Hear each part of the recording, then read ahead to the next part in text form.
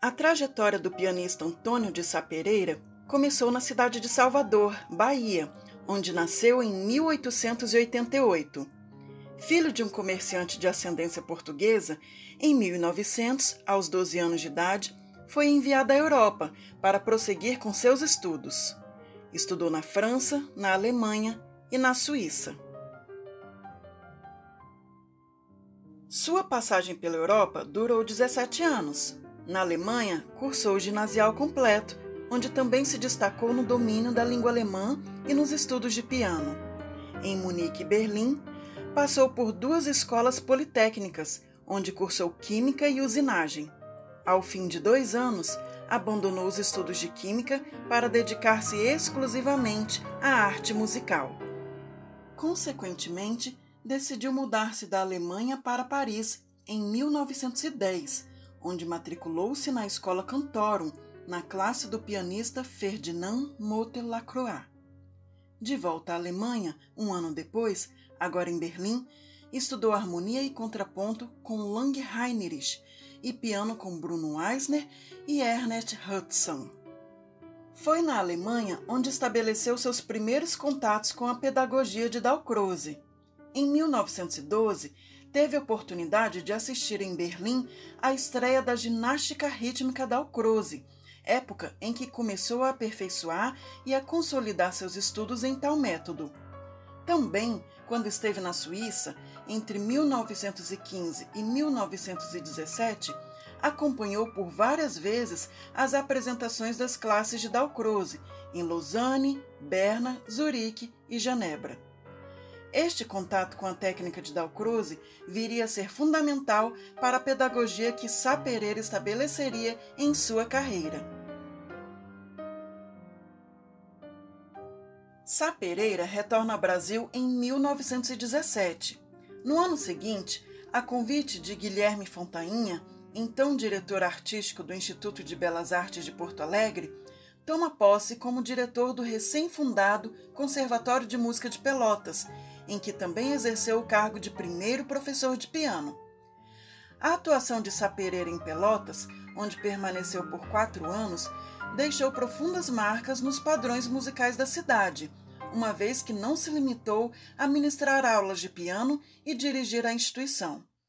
Incluiu compositores modernos e contemporâneos estrangeiros e brasileiros nos recitais, além de escrever notas explicativas sobre as peças, sobre os autores e sua familiaridade estética. Era um crítico que contribuía para a formação musical daquela cidade. Em 1922, por ocasião do centenário da independência, ensaiou durante meses e regeu em 7 de setembro um coro misto formado por 1.000 participantes, que cantou o hino nacional brasileiro em um arranjo original para 5 vozes e banda. Foi uma apresentação inédita no Brasil ouvir uma massa musical daquelas proporções. Em 1923, transferiu-se para São Paulo, mantendo cursos de piano na capital e em Santos por um período de 9 anos. Nesta época, teve como aluno Camargo Guarnieri. Sá Pereira interessou-se pelo talento do jovem músico, cujo potencial artístico começava a se manifestar, e o apresentou a várias personalidades do meio musical, ajudando-o a impulsionar sua carreira como compositor. Morando em São Paulo, Sá Pereira cultivou amizade estreita com o escritor Mário de Andrade, com quem manteve diversos projetos, e criou uma revista de cultura musical de circulação mensal chamada Ariel, cujos principais objetivos foram a divulgação das ideias mais atuais da época nos campos da execução instrumental e do ensino musical, assim como a difusão da cultura por meio da música. Em 1931, foi convidado pelo ministro da Educação para, juntamente com Luciano Gallet e Mário de Andrade, integrar a comissão encarregada de elaborar a reforma do ensino da música existente no Instituto Nacional de Música, que se incorporou à Universidade Federal do Rio de Janeiro. A reforma dividiu a educação em 3 níveis, sendo o primeiro nível fundamental, preparatório para os níveis seguintes, que seria ministrado em 5 anos.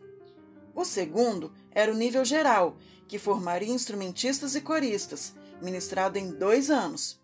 E o nível superior, que objetivava formar professores de instrumentos e de canto, compositores e regentes, ministrado em 5 anos. O fundamento da reforma educacional proposta por Sá Pereira era de uma educação musical completa, que não visasse apenas uma educação instrumental. Entretanto, esta reforma estaria fadada a um relativo fracasso, principalmente em virtude da resistência dos membros dessa instituição face ao caráter inovador de suas medidas, contrárias ao conservadorismo então vigente. Em 1932, Sá Pereira foi nomeado professor interino para criar e desenvolver a cadeira de Pedagogia Musical do Instituto Nacional de Música, com especialidade em piano, criada pela Reforma e por ele mesmo idealizada. Somente em 1938, após concurso, seria nomeado professor catedrático desta disciplina. Em 1936, Sá Pereira viaja à Europa para conhecer o trabalho de alguns profissionais da educação, como representante do Instituto Nacional de Música, no Congresso Internacional de Educação Musical, realizado em Praga. Nesse evento, Sá Pereira encontra-se pessoalmente com Dalcroze, para quem revelou interesse em implantar no Brasil um curso de ensino inicial de música nos moldes da ginástica rítmica concebida pelo pedagogo suíço. Foi então que o termo iniciação musical foi criado por Sá Pereira para substituir a ginástica rítmica empregada por Jacques Dalcroze, que detinha a patente do método. O congresso foi um sucesso e a participação brasileira de Sá Pereira e Villa-Lobos não poderia ter deixado uma imagem melhor da educação musical no Brasil. Juntamente com Lidio Mignoni, Sá Pereira introduziu o curso de iniciação musical em 1937 no Conservatório Brasileiro de Música, no Rio de Janeiro, durante a gestão de Lourenço Fernandes. A iniciação musical era um curso especificamente voltado para a fase inicial do aprendizado musical de crianças, dentro das ideias renovadoras de Dalcroze. Pouco tempo depois, em junho de 1938, Sá Pereira foi nomeado diretor do Instituto Nacional de Música, função que exerceu até 1946. Nesta instituição, organizou um curso de iniciação musical idêntico, que funcionava como curso de extensão, até que foi incorporado ao currículo anos mais tarde. Em 1955, Sá Pereira afastou-se da cadeira de Pedagogia Musical, reduzindo suas atividades pedagógicas. Em 1966, falece no Rio de Janeiro, aos 78 anos, tendo seu trabalho continuado por sua esposa, Naide Jaguaribe de Alencar Sá Pereira.